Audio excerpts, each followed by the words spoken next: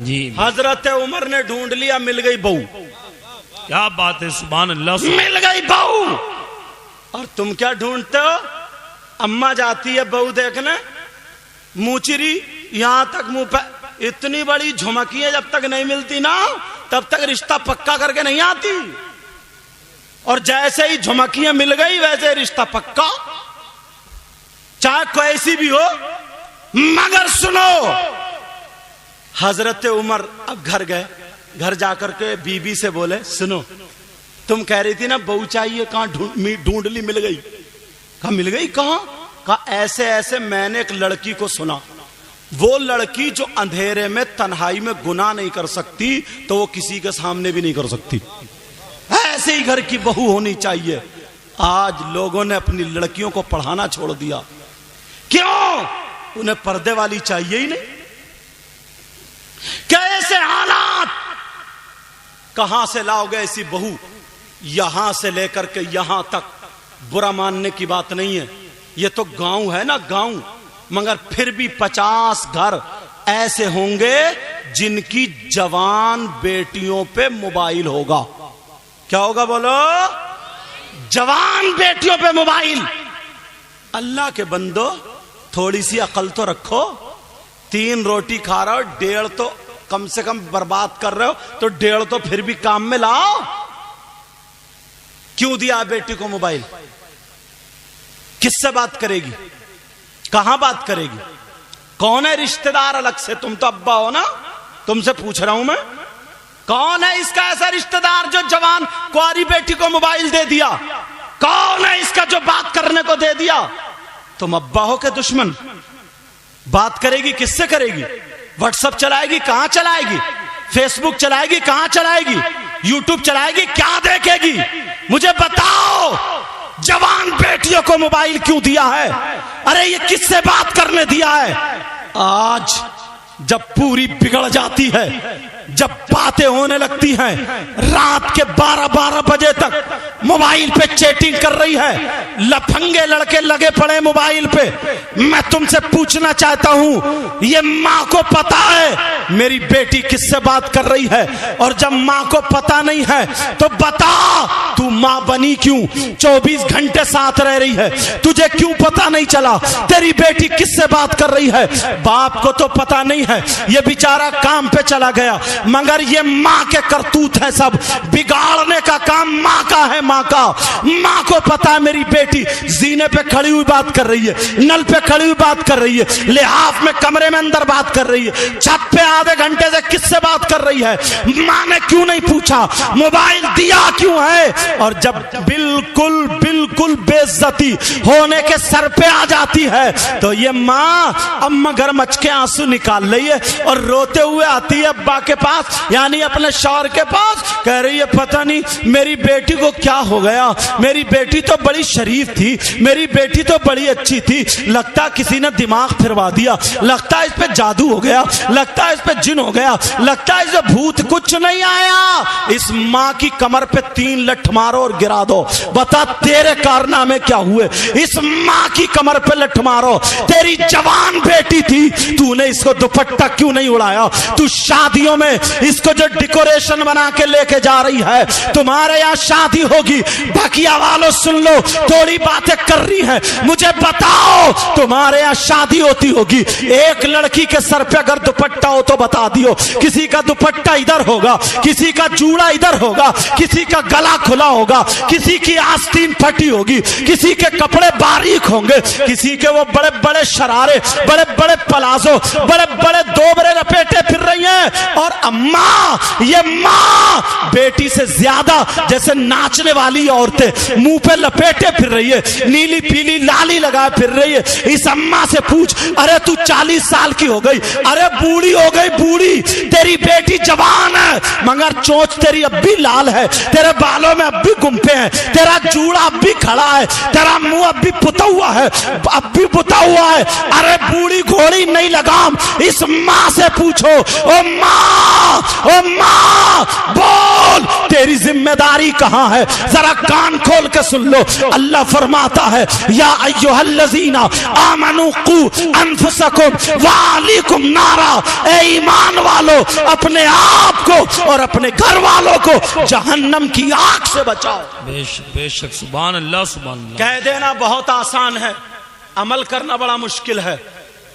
चौराहे पे खड़े होके कहते हैं जमाना खराब हो गया यार, माहौल बिगड़ गया यार, बड़ा बुरा माहौल हो गया। क्या बिगड़ा माहौल? बोले देख नहीं रहो शादियों में कैसा पहनावा।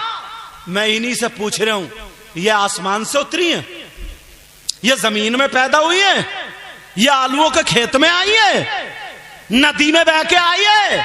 बताओ। हमारी तुम्हारी बहन बेटियां आई, बोलो है कि नहीं? हमारी तुम्हारी बहन बेटियां। कौन सुधारेगा? कोई इमाम सर पे दुपट्टा रखने जाएगा? कोई आलिम जाकर के उसका आंचल संभालेगा? ये माँ बाप की जिम्मेदारी है। आज के जलसे से ये सबक लेकर के जाओ, हर माँ बाप अपने अपने घर की जिम्मेदारी संभाल ले, इंशाअल्लाह पूरा माहौल संभलता हुआ नजर आ जाए। सुभान अल्लाह सुभान अल्लाह। मगर बाप जानबूझ के अंधा बना पड़ा है, आंखों पे चर्बी है चर्बी। कोई नहीं कहता, शादी में सब देख रहे हैं, चचा ताऊ मामू खालू सारे देख रहे हैं, मगर बोलने की किसी में हिम्मत नहीं। दूसरे की बेटी को मत बोलो, अपनी बेटी को तो बोल सकते हो। और भाइयों नौजवानों, तुमसे यार मुझे बड़ी उम्मीद थी, कम से कम तुम्हारे माँ बाप बूढ़े हो गए नहीं जानते, तुम तो जानते हो ना माहौल कैसा है। तुम ही इस लायक हो जाते कि तुम अपनी बहन के सर पे आंचल रख देते, तुम ही इस लायक होते कि अपनी बहन को दुपट्टा उड़ा देते। मगर अफसोस तो यही है, अफसोस तो यही है, तुम कैसे अपनी बहन को दुपट्टा उड़ा सकते हो? तुमने अपनी शक्ल देखी है? तुम्हारे हाथों में चूड़ी और कड़े और तागे बंधे हुए। अरे चूड़ी और कड़े पहनने वाला ये भाई कौन से हाथ लाएगा जो अपनी बहन के सर पे दुपट्टा रखे? कानों में कुंडल पहनने वाला भाई अपनी बहन के सर पे कैसे दुपट्टा रखेगा? बोल। नाक में नथुनिया पहनने वाला भाई, गले में चैन पहनने वाला भाई, तेरी मेरी बहन बेटियों को छत पे खड़े होकर तकने वाला भाई, मोबाइल से बातें करने वाला भाई।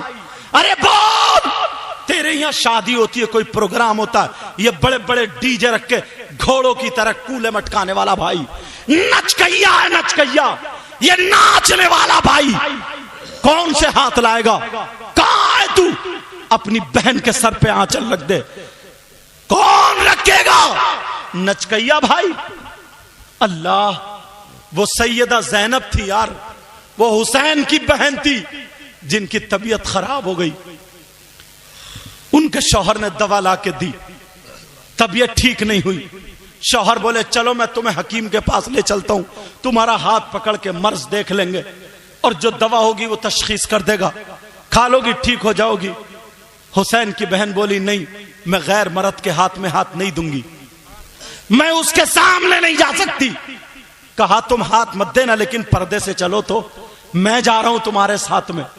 इस्लाम इतनी इजाजत देता है, तबीयत ठीक नहीं हो रही है।